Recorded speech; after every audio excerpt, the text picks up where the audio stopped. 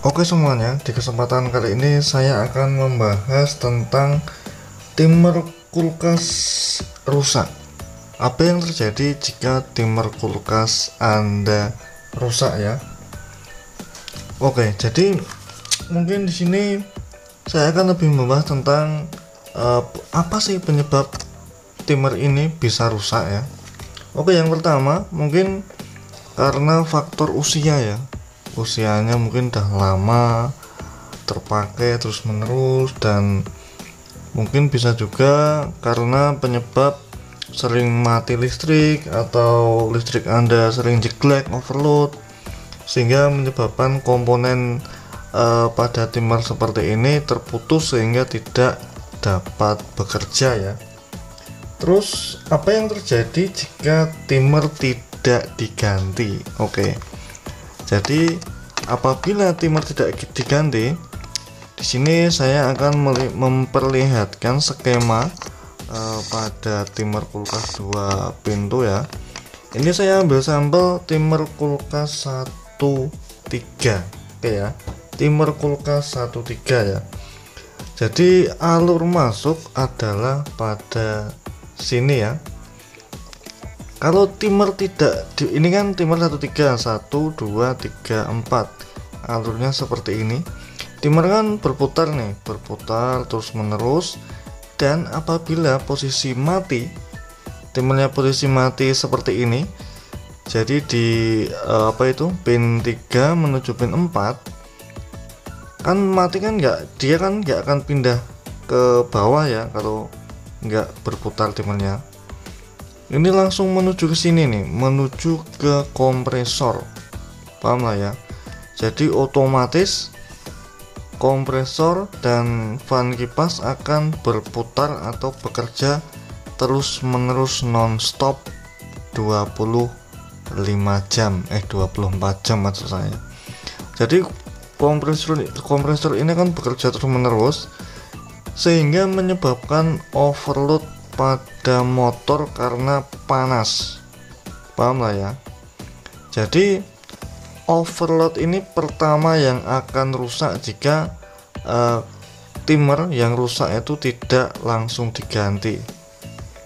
Overload ini rusak, kemudian mati, dan harus diganti. Jadi kalau nggak ganti timer, ini akan merembet ke komponen yang lain.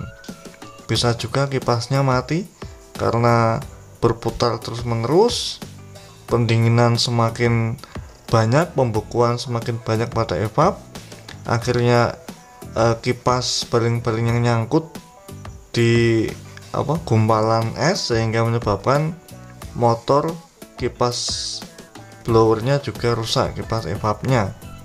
Dan yang paling parah, jika overloadnya belum rusak, maka kompresor bisa terbakar. Cukup memprihatinkan, mengkhawatirkan, bisa terjadi komplikasi yang mungkin sangat parah ketika timer rusak. Dan apabila posisi timer di posisi mati itu berputar itu rusak, itu di posisi pin 3 menyaklar pin 2, maka di sini yang akan terjadi adalah kita menuju ke defrost. Otomatis kompresor mati dalam jangka waktu yang lama. Otomatis tidak ada pendinginan sama sekali. Kok bisa? Karena ini yang mantau dingin. Ini defrost di sini mantau dingin. Apabila dingin udah mencapai, dia menyaklar. Kalau udah dingin dia ngontak lagi. Otomatis kalau pin 3 menuju pin 2 kan masuk ke defrost nih, kemudian menyalakan heater, dia menuju fuse. Kalau kan ini udah dingin nih, udah gimana maksud saya, udah kembali panas lagi karena udah cairkan bunga esnya pakai heater. Otomatis dia udah nggak ngontak lagi, ya kan. Jadi es sudah mencair, kompresor mati, nggak ada hawa dingin yang terdapat pada kompresor, pada kulkas. Apabila posisi timer mati berada di pin 3 menyambung dengan pin 2 seperti itu ya. Jadi kompresor malah aman nih kalau posisi seperti ini, karena kompresor tidak bekerja sama sekali. Dan fan kipas pun juga tidak berputar karena kompresor juga tidak berputar.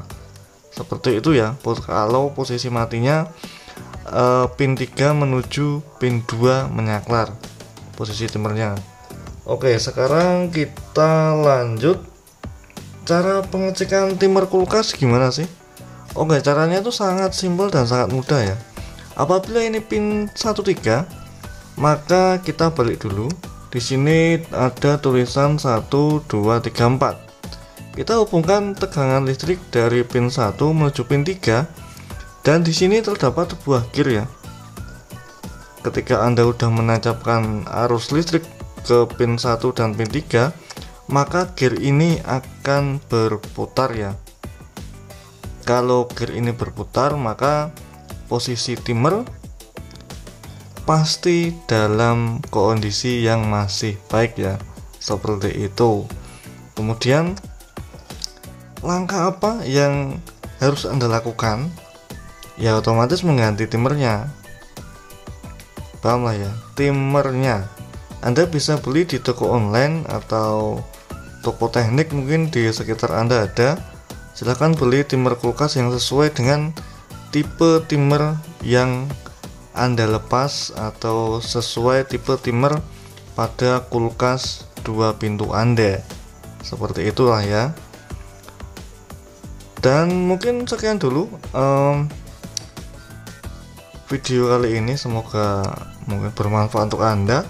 Apabila Anda mengalami hal seperti ini, jadi kalau timer kulkas rusak bisa terjadi pengoblokan es dan bisa terjadi kulkas nggak dingin sama sekali, seperti itu. Ciri-cirinya seperti itulah. Jadi harap Anda pahami dan Anda telah dengan baik ya. Dan oke, mungkin sekian dulu akhir kata dari saya. Apabila kalian menyukai video seperti ini, silahkan klik subscribe ya, yang berada di pojok kanan bawah. Mohon maaf ya karena bicaranya agak kurang lancar ya, karena saya jarang menggunakan bahasa Indonesia, karena saya aslinya Jogja, jadi saya biasanya pakai bahasa Jawa medok gitulah. Oke, sampai jumpa dalam waktu. Sampai ketemu di episode selanjutnya.